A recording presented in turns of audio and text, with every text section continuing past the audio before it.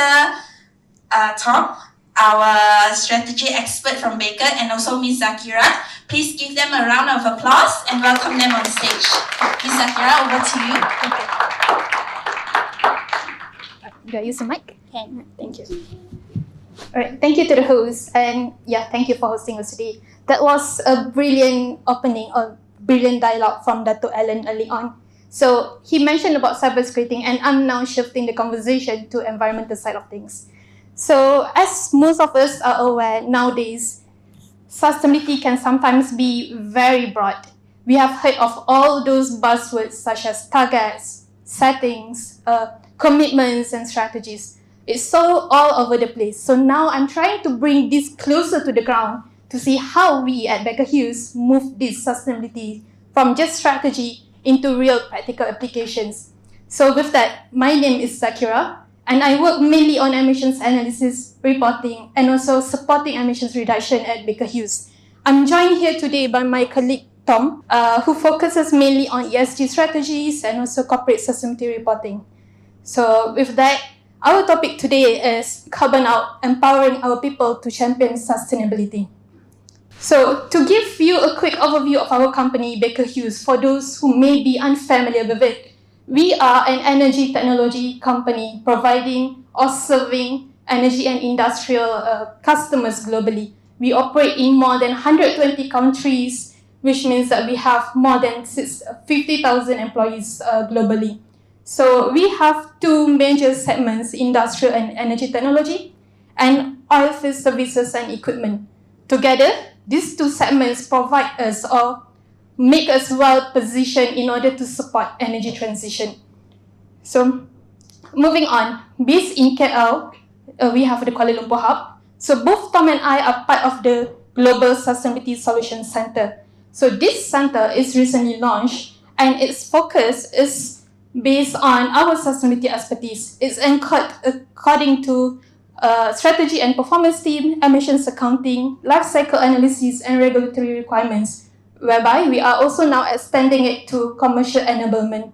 So we are headed by our director here, Mr. Ravin, and our hub consists of well-equipped employees to actually help you and also our customers with all of your demands.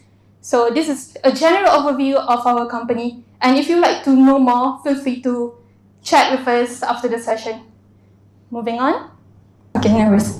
So with that context, I'll now move into why sustainability matters. It's been the talk of the town. It's been there. It's been a buzzword for such a long time already. So from why sustainability matters, then I will narrow it down into emissions at a more practical level. So today, sustainability is not just about reporting.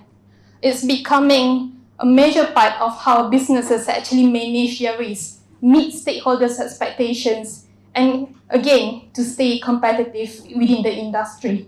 So investors, customers, the broader society, regulators, they are now asking for more clear accountability for things. It's not just knowing what we report on, but they also want to know our company's decisions, how we translate those decisions into how we run our operations. So it's no longer separate from just reporting itself. And that is why sustainability matters to us. And for Baker Hughes, why sustainability matters is because how we rewrite the balance equation, how we rewrite the energy equation, which essentially means that we are balancing the need for safer, secure, affordable energy while also advancing towards energy transition. Moving on, please. Thank you. So before we know how to reduce emissions or even talk about emissions, it first helps us to understand how we group emissions, or even how do we understand emissions. So to put it simply, this is based on GHG protocol, which is a widely used methodology adopted by most of the companies out there. So GHG protocol groups emissions into 3 scopes. As you can see from the slide, there is scope 1, 2, and 3. So to make it simple, scope 1 relates to the direct emissions influenced by our own operations, which includes the fuel being used at our facilities, fuel being used via our vehicles or even our equipments, while Scope 2 refers to the indirect emissions coming from the energy purchase, which means these are the electricity that we purchase in order to be used at our facilities. And Scope 3 covers the wider value chain, which includes logistics, suppliers, and can also include customer use of products. So these are all the three scopes that is widely related to the GHG protocol, and it's what being used to quantify our emissions. Our main focus at Baker Hughes at the moment, especially in terms of carbon out program, which I will be introducing later, is more related to Scope 1 and 2. The reason why is because it's within our operational control, and it's something that we can manage. And the reason why we would like to understand these emission scopes is because each scope is equally important to know how the emissions come from and where we can act.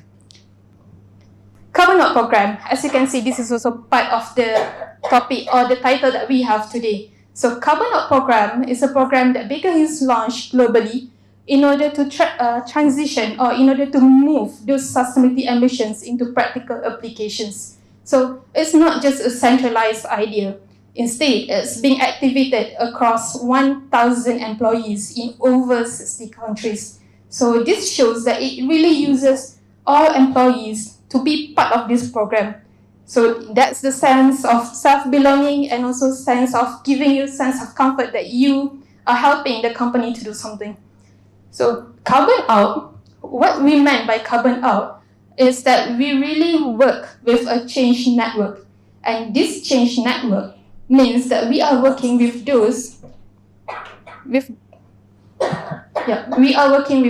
who understand the sites best. And when I say people who understand the sites best, they are actually people who see that daily opportunities to turn their ideas in terms of reducing energy use, to reduce waste, and also to improve efficiency. So those are the people who know the site best. And therefore, we would like to get insights from them on how they can help us to meet our reduction goals. So what we have with this carbon out network is by getting their insights. And through their commitment, like I mentioned earlier, it's by working with all those employees, we are working towards our sustainability goal, which is to reduce, that will be on the right side over there, which is to reduce our Scope 1 and 2 emissions by 50% by 2030 and to reach net zero in Scope 1 and 2 by 2050. And as a matter of fact, we are proud to say, Baker Hughes is proud to say, that we have achieved a significant year-on-year milestone last year, whereby in 2025, we have achieved a 36.9% reduction in Scope 1 and 2 emissions as compared to the baseline year. And another pride of ours would be that we are actually sourcing electricity 41% from zero carbon sources. And that actually takes the whole change network for this program to work. So to set that in context, you have the general idea of what carbon out is. So just to summarize the carbon out concept. So carbon out is that provides us the structure, provides us the reach, while the network give us more contact or communication with the stakeholders. And together they both help us to achieve those emission goals. So to make the examples more concrete, let me walk you through one of our successful carbon out example. This is based in Dubai, where it's a pretty simple but straightforward but impactful example. So the main issue that we have with this site here is that they have aging air conditioning systems. Because of these aging air conditioning systems, the energy consumption increased and they have reduced efficiency. So with a simple idea and also execution from the plant, they have successfully replaced 14 units of this air condition. And with that, they have also reduced the Scope 2 emissions. Again, the Scope 2 emissions relate to the indirect emissions of energy purchase by 22%. So you can see not in terms of just the percentage, but also the cost saving. 22% is a pretty big deal. So this shows how energy efficiency or even changing something can help the company to achieve their sustainability ambitions. So with that, I will move the next session to Tom. Tom will walk you through to more examples of carbon out program. Thank you. Hello, good morning, everyone. My name is Tom from Baker Hughes. Thanks for the insightful information from my colleagues Zaqira and Tato Alan. Although today I am super nervous, but yeah, I still get some information learning from them. So next, let me continue some of our the carbon reductions projects in our company. So before I walk through this project, let me make it into a more simple story. So when we are entering into the rooms or into our car, so after we shift on our aircons, one important thing we will do is to close our window and to close our door, right? Because we want to maintain the cool atmosphere within the closed space. So basically, the similar concepts also will be applied in this project. So basically, this project we have in this operation in these countries, we have installed the motion sensors in their workshop entrance. So which means when there is the vehicle entering to to this area, the door will be automatically opened. Then once the vehicle has passed by the sensor, after 1 minute, the door will be closed automatically. Why this is important? Because it is emulate the human manual to open and close the door, and this can make sure the warehouse, the areas will be always closing when not in the use.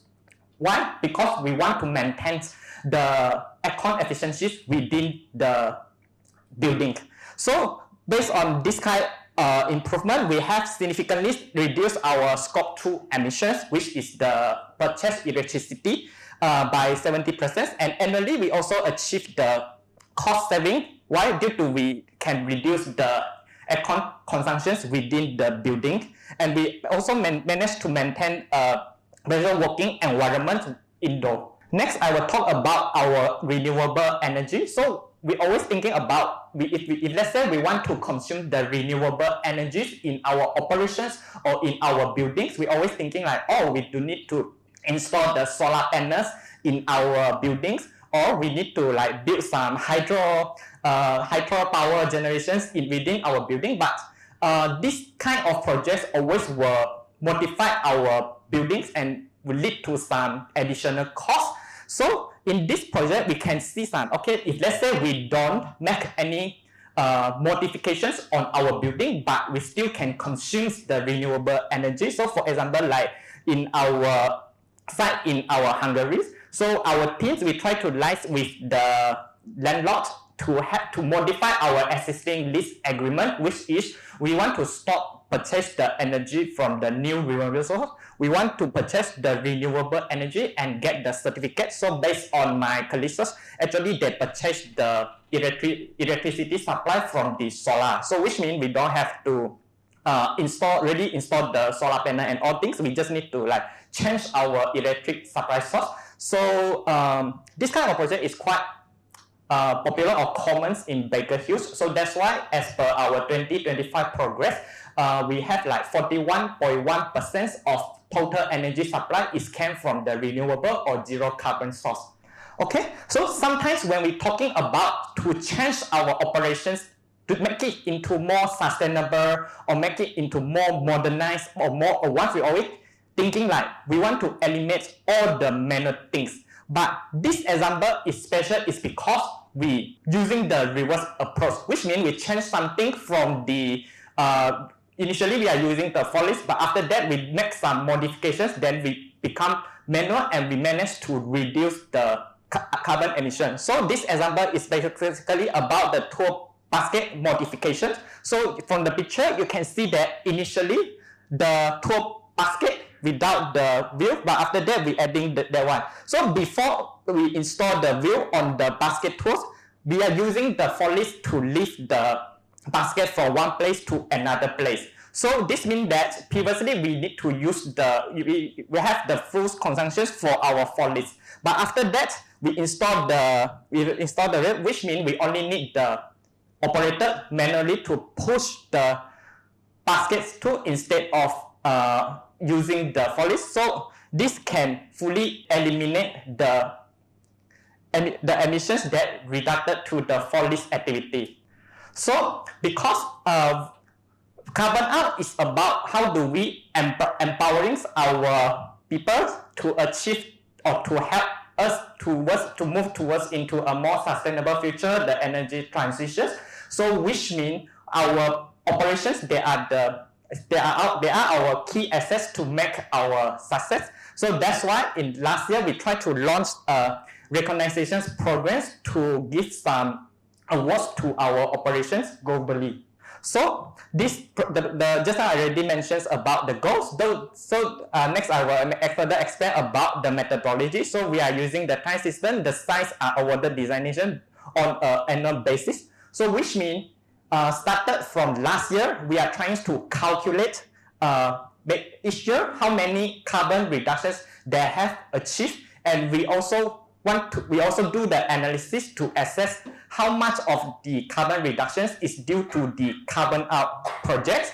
So here you can see that if let's say they have achieved the actual reductions from their side balance 50%, and 25% of the reduction is came from our carbon projects, so they will get we will grant them the platinum size, gold size, silver size, and bronze size, and so on. So the main purpose of this recognition system is to encourage all our employees to keep the sustainability top of mind, and we want to recognize and watch their progress to driving our Baker Hughes journey. So before I jump to this our advisory services, so for the conclusions, to make sure we can achieve our goals, the employees empowerment is very important. We also need to have a proper system to measure our progress, and sometimes the innovations and being credits also is very important, which means we don't have to really to make a huge investment to launch a huge modifications on our operations. So here I would like to introduce some of our sustainability advisory services.